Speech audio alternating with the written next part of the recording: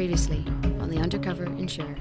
What I wanted to do is take one of you back to London with me and tell them it straight so that we can actually learn from it and change things. The person I wanted to take back was Denise. Now I was asked to choose one of you as a favourite, which was difficult because, as I said, I had some good conversations with all of you. However, I have chosen an individual, and that was Max. So well done, Max. The information you've given me today has been really insightful and is a real help to actually get your views on what's happening. I've also been asked while I'm here to pick out a winner, somebody who's just given us a little bit more information or a little bit more insight, and the winner of an iPad is Sue. There's a reward for that.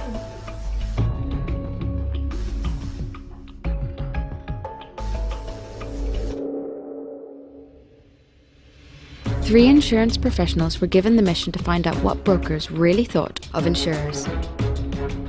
However, the brokers they spoke to were completely unaware that they were actually talking to personal line specialists from Zurich.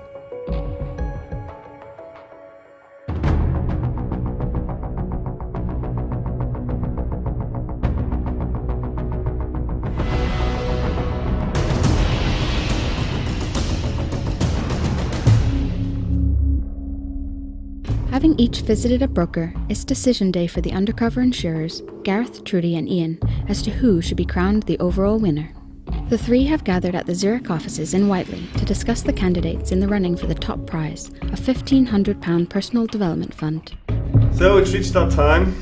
3 individuals and we have to select a winner. That's going to be quite tough. You know, all 3 were pretty strong. Yeah, I mean, we saw out all 3 of them really strong customer focus, talking about the needs of their customers. Yeah, and they demonstrated real expertise in their fields as well, which was excellent. Yeah, so yeah. And not only do they know their business, you know, they're professional. They're focused on their own careers, their own personal development. So they're trying to find something to differentiate. It's going to be quite tough. Any thoughts? Yeah, well, I think the only thing I can think of is who's given the greatest insight to us. So they're all really strong candidates. It's hard to differentiate them, but you know, look at what we've taken away from it. And I think then what we do with that insight and how we use it to improve and benefit our relationship with our brokers. Yeah, that's absolutely the feedback that we got. If we use the differentiator, what was the most valuable that's going to have the greatest impact for all brokers. I think that'd be strong. So we'll use that. Yeah, agree. Yeah. Well, we have a very difficult time trying to think how can we find a winner from the process. So I sat down with Trudi Archer, Head of Customer Service, and Ian McManus, who's Head of Personal Lines Broker, and thought, what is the measure that we could use to try and differentiate the winner? And the measure we chose was which piece of feedback did we get that is going to make the biggest business impact and the biggest improvement in customer service for all brokers. And the piece of feedback we got was around the fraud process that we put in place. We'd been having a few teething problems with that. The feedback we got removes some of those teething problems and allows us to improve that process. So with that in mind, I'm very pleased to say, Denise, you're the winner. Thank you very much. Thank you.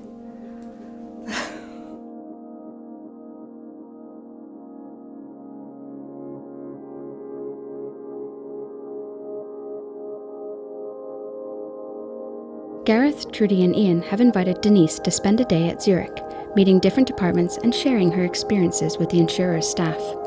One department Denise has expressed a particular interest in visiting is the fraud department. Zurich Head of Underwriting Fraud, Alanda Reynolds, heads up this department and is keen to hear about Denise's experiences on the front line at Autoline. The main reason for me coming over was to find out a bit more from the insurer perspective, the reason for the validation forms, and to get an insight in with regards to the communication so that I can bring it back to my staff on the front line and give them, what you have found to date and what we can do going forward. Sure. Well, we've had some time and I've been able to show you some of the communication information that we put together, but you're right, we recognised very early on for this process to work, communication was absolutely key. And so we put a lot of thought into that. So we had the launch letter, the policy validation website that we've looked at today. And also as well broker summits and engaging with our sales team. So we saw it as absolutely crucial, the communication, because we wanted to make sure that this worked. Validation is absolutely crucial to our long-term strategy, because we want to make sure that the risk we underwrite is the risk that we're being presented with. Yes. And so we validate lots of things. We validate claims history and identity, and they are absolutely crucial. We've seen through this process everything from organised fraud rings to people knowingly not providing information in order to get a cheaper premium, and similarly people who've accidentally, innocently not told us about a claim that they might have had as a named driver on another policy.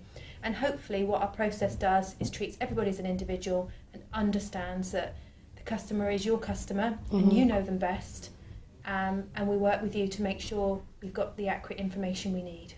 I think that's where, it was hard on ourselves that in respect, a lot of our clients have been with us for quite a number of years. A lot of our clients have all their business with us, and going back to them when they have been with us for so long, asking for additional information.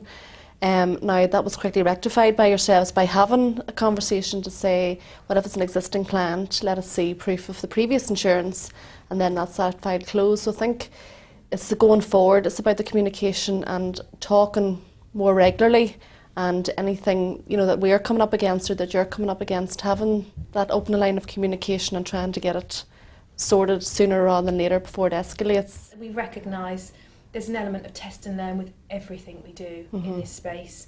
But I also think, with cases where you have got existing customers, potentially some of that data is old, and there are chances that the information held isn't entirely up to date and accurate. And certainly that's been one of the things that we are now going to focus on with certain brokers, to try and make sure that we're not contacting them unnecessarily.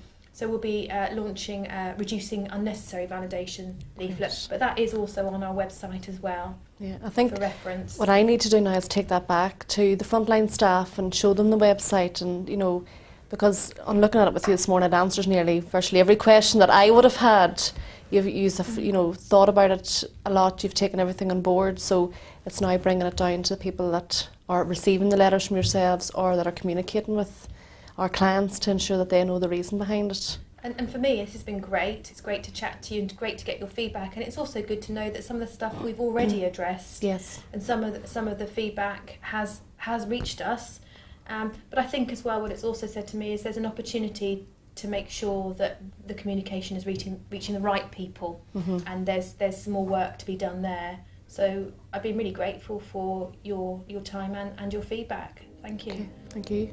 So what did Denise make of her meeting with Alanda and her day at Zurich? In the Undercover Insurer, and the whole experience has just been brilliant. I've learned a lot out of it, and I'm just delighted to have won. It's been brilliant.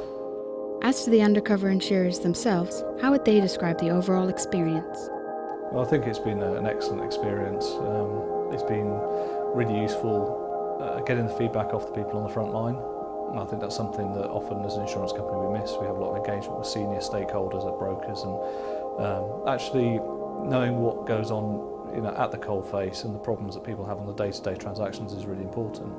But for me, I think the really big takeaway is that we need to get people from our non-customer facing areas of the business and actually get them and take them out to see brokers and see what actually goes on day to day. It was quite an experience. I didn't really know what to anticipate at the outset. It's always interesting and valuable to go out and speak to brokers to understand what the challenges are, what customers are asking for. But I think probably an added bonus that we got out of it as well was the feedback and the insight that Denise gave us into the fraud processes. The fraud processes are embedded in the direct market. We're now changing and transforming them into the broker market, and it will come with teething problems, but the feedback that we got enables us to smooth out those teething problems. They'll benefit all brokers, and I think that was a valuable added bonus to the exercise. But overall, very enjoyable, very interesting, and a good experience. I think it was a really worthwhile experience. I think the highlights for me were how rounded everybody was in terms of not just the technical expertise, but very focused on the customer, their own personal development, and so passionate about what they do. It certainly has made me think that I want to visit more brokers. There's an opportunity, I think, that we're currently missing around sharing our expertise around how we can make the customer journey much better, much slicker. So yeah, it's been fabulous. I'm really glad I had the opportunity. As Denise heads back to Northern Ireland victorious, remember to keep an eye out because you could one day be getting a visit from the Undercover Insurer.